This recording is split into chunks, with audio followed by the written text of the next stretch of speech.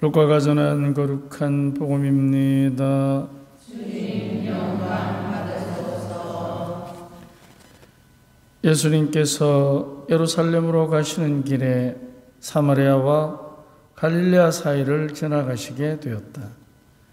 그분께서 어떤 마을에 들어가시는데 나병 환자 10사람이 그분께 마주왔다. 그들은 멀찍이 서서 소리를 높여 말하였다. 예수님, 스승님, 저희에게 자비를 베풀어 주십시오. 예수님께서는 그들을 보시고 가서 사제들에게 너희 몸을 보여라 하고 이르셨다. 그들이 가는 동안에 몸이 깨끗해졌다. 그들 가운데 한 사람은 병이 나은 것을 보고 큰 소리로 하느님을 찬양하며 돌아와 예수님의 발 앞에 엎드려 감사를 드렸다. 그는 사마리아 사람이었다.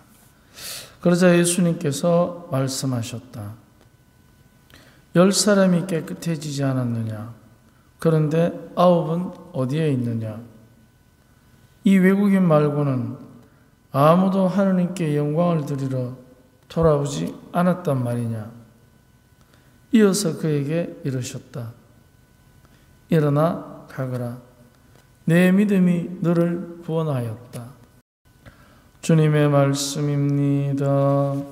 그리스도님 찬양합니다. 우리는 오늘 이 10명의 나병 환자 이야기에서 감사의 힘이 구원과 연결된다는 것을 알 수 있습니다. 감사하러 온 사람은 한 사람밖에 없느냐? 나머지 9은 어디에 있느냐? 자, 그러면 우리가 살아가면서 10가지 일을 겪는 중에 몇 가지나 감사하고 사는지 이 이야기가 증명해 주는 것입니다. 하나라도 과연 우리가 제대로 감사를 하면 그 감사의 힘이 이제 몸이 낫는 치료를 넘어서서 구원에까지 연결이 됩니다. 그러면 우리가 흔히 하는 치유라는 말이 이제 구원이라는 말까지 그 안에 포함하고 있다는 것을 우리는 하느님의 자녀답게 알아들어야 합니다. 왜냐하면 외적인 상처들은 치료를 받아야 됩니다. 그리고 이제 외적인 상처가 치료를 받으면 심리적으로 위안을 받습니다. 나머지 9은 여기까지 간 것입니다. 위안받고 끝난 겁니다. 근데 나에게 일어나는 변화 자체가 이제 외적인 것을 넘어서서 하느님께서 이제 우리들의 내면에서 항상 작용하고 계신다는 것. 그들이 나병 환자였을 때도 하느님은 거기 계셨고, 감사를 드리러 오지 않은 9의 아내도 계셨고, 감사를 드리러 온 이 한 사람 안에도 계신다는 거죠. 그러면은 그 감사를 같이 나누고 있는 주님 안에도 하느님이 계시고, 자, 그러면 나병 환자였을 때 그 안에 계시는 하느님하고 기적같이 나병이 낫고 난 뒤에 심리적인 위로를 받는 상태에서 그 안에 계시는 하느님하고 돌아와서 감사를 드리는 이방인의 마음속에 계시는 하느님하고 그 모든 것들을 이루시는 예수님의 마음 안에 계시는 하느님하고 다르냐? 같은 하느님입니다. 그렇다면 우리가 그 하느님을 이제 내가 어떻게 받아들이냐에 따라서 치료가 일어나고, 아니 그 전에 절망, 그야말로 가망 없는 나병의 상태, 그 다음에 위로를 받고 치료를 받고 위로를 받고 구원을 받고 그 모든 걸 이루시고, 그러면은 내가 하느님을 어떻게 섬기느냐에 따라서 이제 겉이 문제가 아니라 내면의 문제가 되는 것입니다. 구원받았다는 말 속에는 엄청난 내용이 그 안에 숨어 있습니다. 그게 뭐냐면, 이제 구원을 받았다는 말은 의화라는 말을 씁니다. 여러분이 그 스마트폰을 꺼내가지고 의화라는 말을 쳐보세요. 의화라는 것은 죄의 용서와 그런 하느님 안에서 의로움을 갖게 되는 성화와 내적 쇄신을 포함하는 굉장히 중요한 말입니다.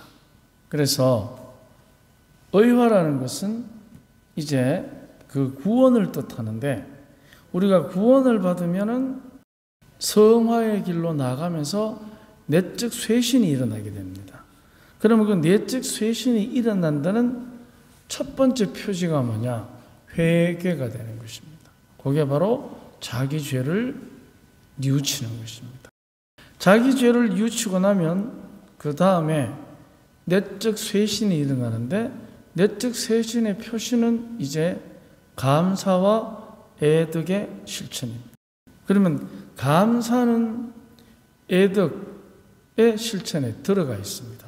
사랑을 실천하는 것에 포함이 되어 있습니다. 그래서 우리가 지금의 내가 처해 있는 처지에 관해서 감사를 드리지 않고서는 결코 우리 안에서부터 의화라는 의로움의 기쁨이 우리를 다스릴 수가 없습니다.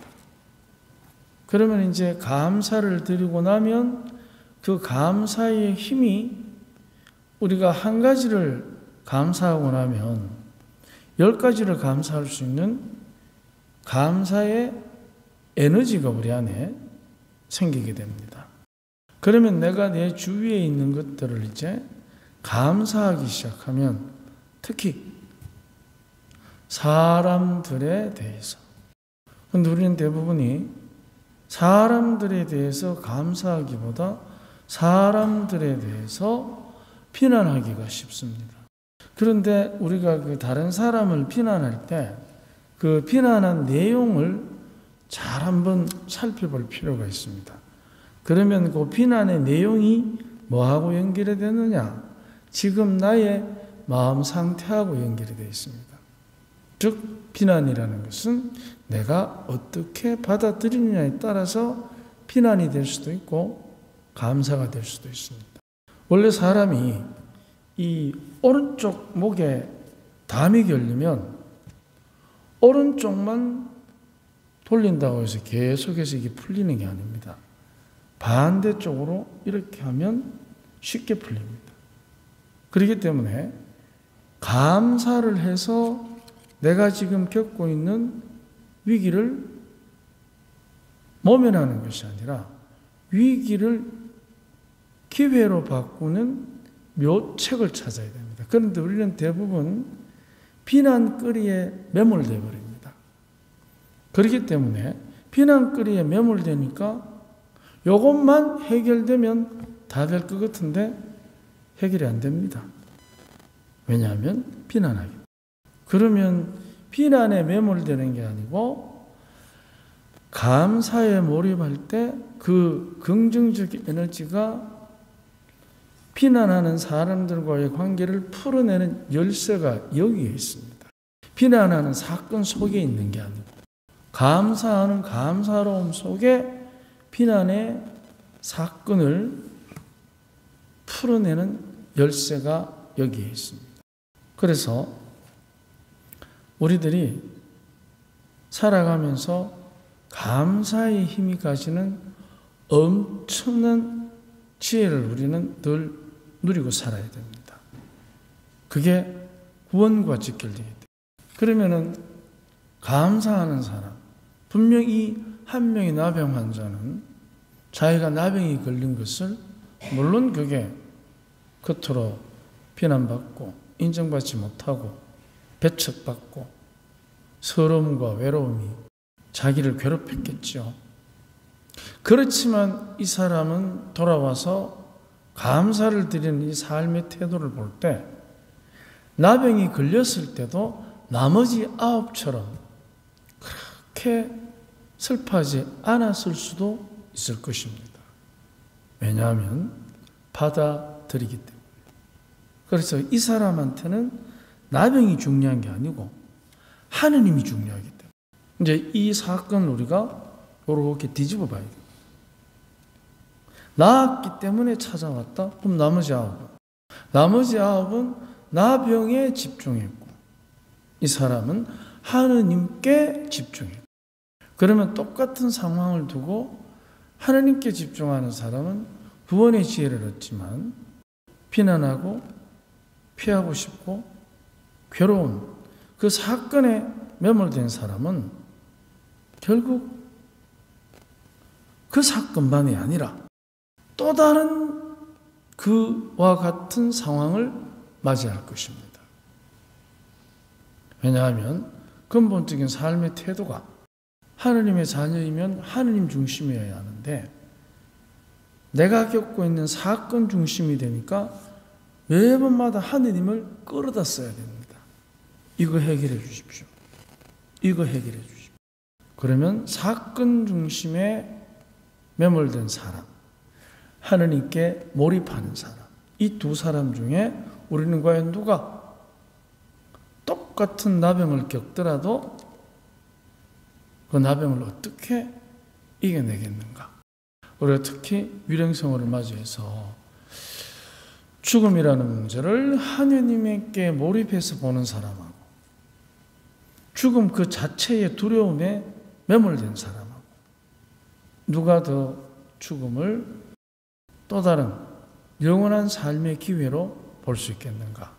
한번 묵상해 보시고, 오늘 우리가 정말 하느님께서 우리에게 이 나병 환자의 이야기를 통해서 우리를 이미 사중에 초대하신 의미가 뭘까 한번 묵상해 보고 지혜의 은총을 청합시다.